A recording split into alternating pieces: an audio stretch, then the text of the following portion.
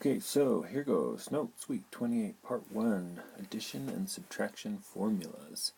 So these, you'll fill these in. We have formulas for sine of something, cosine of something, tangent of something, and then we're adding and subtracting, adding and subtracting, adding and subtracting.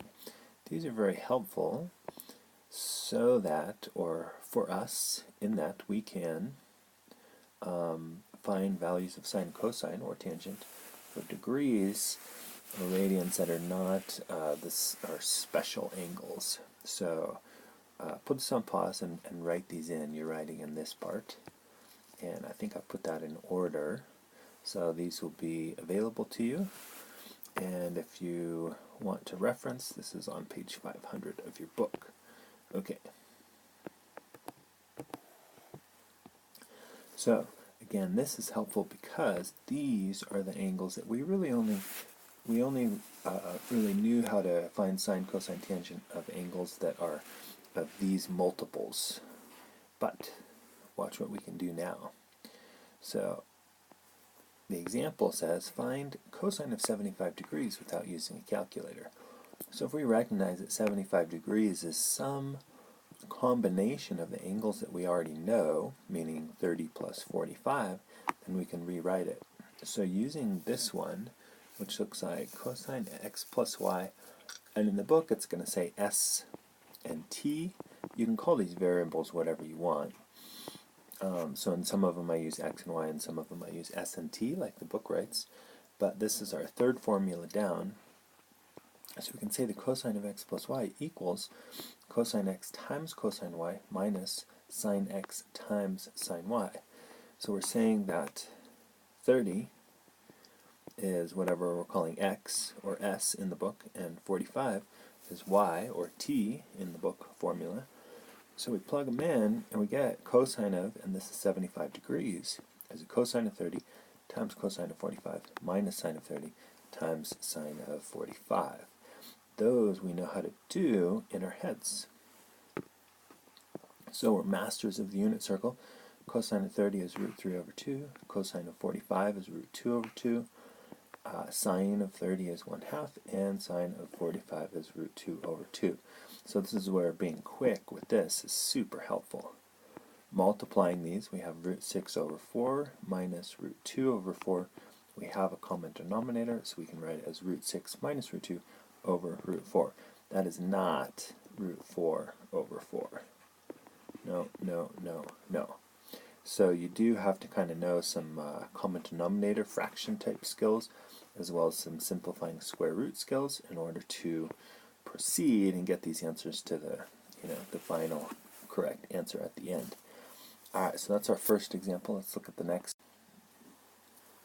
So next up, sine of pi over 12. So seeing this as some combination, so we know our 30 degrees, that's pi over 6, and 45 degrees is pi over 4, and 60 degrees is pi over 3.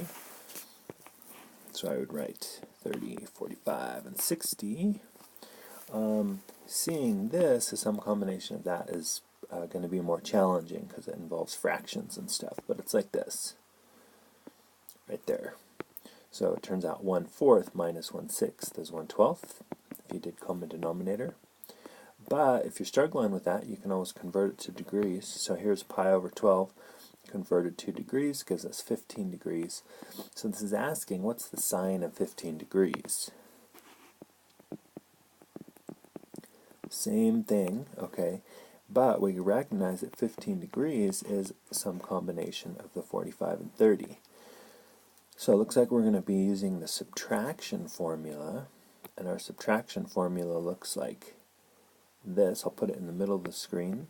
So sine of s minus t, this is the second formula on your page, and I wrote it in terms of x and y, same thing. So, but we have sine x cos y minus cos x sine y. Again, you'll never have to memorize these. You can have a sheet with them written. So sine of 15 degrees, we're writing as sine of 45 minus 30, and then we write it out. So sine 45 cos 30 minus cos 45, and this says sine 30 over there. Let's give you some more space. Okay. So again, using our unit circle skills, sine 45, root 2 over 2, cos 30, root 3 over 2, minus cos 45 is root 2 over 2, and sine of 30 is 1/2. Okay, ignore that, those scratch marks. Multiplying, so we get root 6 over 4 minus root 2 over 4. I combine them to least common denominator, and we get this. Again, you cannot just subtract those square roots, so this does not equal square root 4. Don't believe me? Plug it into the calculator. Alright, next step, so tangent of 165. So again, we're looking for this as some combination of angles that we know. 135 degrees is right here, and 30 degrees is right here. We definitely know those. So 135 plus 30 is equal to 165. So this is tangent of something plus something, which is the second to last, the fifth formula on that formula page. And here it is in red. So tangent of x plus y is tangent x plus tangent y, 1 minus tangent x times tangent y. So we are saying that x is 135 and y is 30, and we're just plugging in. So we get this, tangent 135 plus tangent 30, 1 minus tangent 135 times tangent 30, and hopefully our unit circle skills are coming through. So tangent 135 is -1. Tangent 30 is root 3 over 3. You could leave that as 1 over root 3 if you wanted. And then 1 minus tangent 135 times tangent 30. So you get this, and yeah, we're going to do some simplifying. So that turns into this. And then we have a common denominator of 3, so we need to turn this into 3 over 3 and this into 3 over 3, giving us this, in which case the 3's will cancel. So we have this over this, and if that doesn't make sense, you can always take this and flip it and multiply. Okay, so it'd be like that. Whoops, that's 3 plus root 3. And then cancel, cancel, giving this, and then, so this is really close to being simplified, but technically there's a square root in the denominator, so we multiply by this conjugate thing. We've seen a couple examples like this where you change the sign of the denominator so that when we FOIL, the middle terms cancel out. So after FOILing, I'll put it like that. So we're going to FOIL to give us this, and FOIL to give us this. So if you're really trying to learn this, you would be working this out on your own and not just copying what I'm writing. It'd be super helpful. And lastly, so let's see what happens. We combine like terms here. We get -12 plus 6 root 3 over 6, and 6 divides evenly into both of these terms, so we get -2 plus 3. Okay, so it's a bunch of steps. I got here and I was like, I wonder if I'm right. So what I did is I plugged this into Desmos and got this, and I plugged this into Desmos and I got this, and they were exact out to as many decimal places as Desmos would show. So hey, that's correct.